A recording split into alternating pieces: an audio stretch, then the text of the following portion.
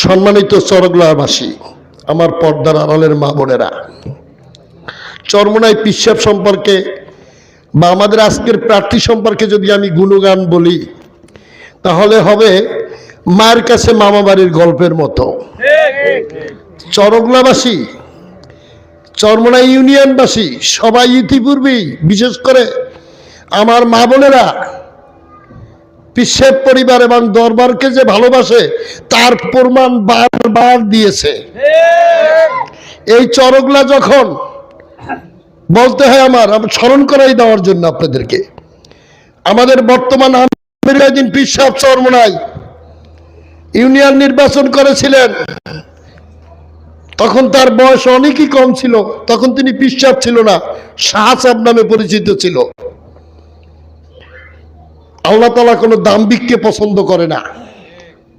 তখন অনেকে দাম্ভিক সহকারে বলেছিলেন যে আমার সাথে নির্বাচন করতে একটা বাচ্চা ছেলে আসছে কেন, যদি বাচ্চার আব্বাই আসছে তাহলে একটা নির্বাচন করতাম। মনে আছে কথাটা? বলার সাথে সাথে ওই কাপটা সাথে সাথে ভাঙ্গা চুরমার হয়ে নামায় পড়িয়ে গেছে। মনে আছে? একটা চার দোকানে, মিথ্যা বলছি? যারা মুরব্বীরা আছেন, আমি কারো নাম বলতে চাই না, মনে আছে?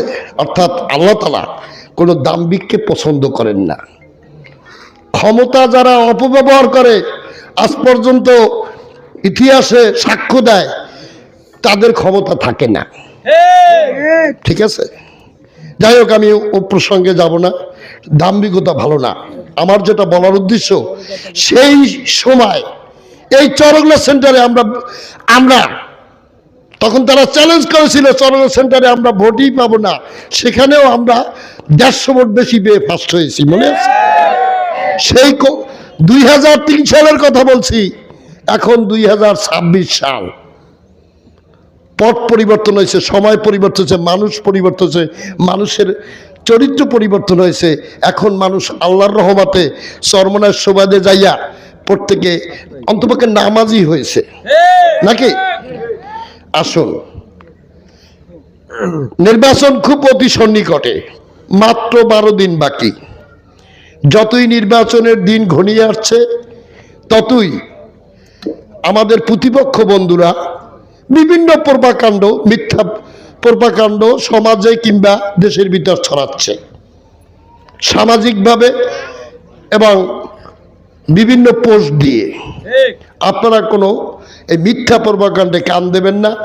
এবং আমরা যেহেতু সচেতন নাগরিক, আমরা চিন্তা করব কোনটা সত্য কোনটা মিথ্যা। আপনাদের কাছে আমার একটা বিবেকের কাছে প্রশ্ন, যে আজকের 2 জন প্রার্থী বরিশাল সদর 5 আসনে, মূলত প্রার্থী তো অনেকেই আছে।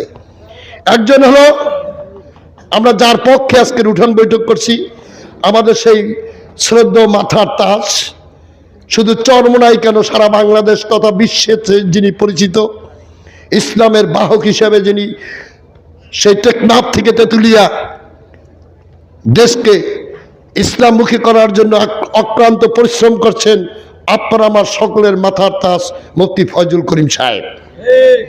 অপর প্রার্থী হলো আমাদের জনাব অ্যাডভোকেট মুজিবুর রহমান সরোয়ার।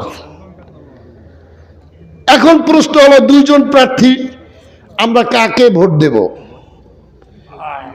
আমরা ভোট কি? ভোট একটি পবিত্র আমানত।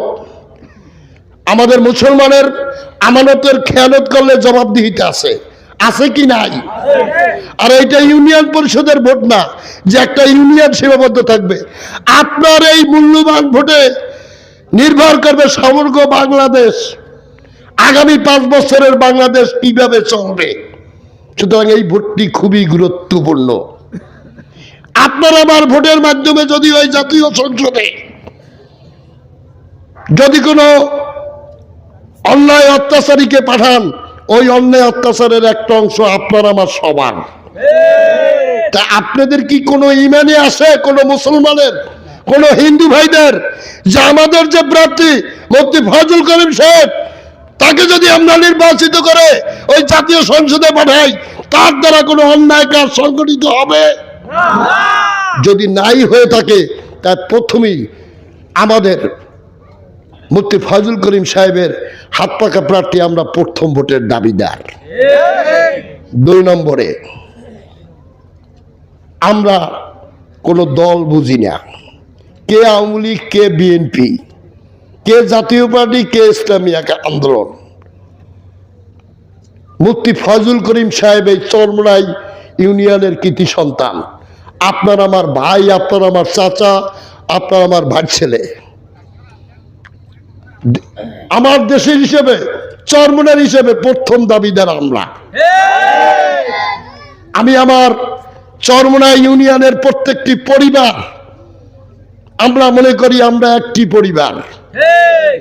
চরমোনাই পিসের পরিবার আছে বিদায় আমরা এই চরমোনাই সারা বাংলাদেশে আমরা সম্মানিত হই।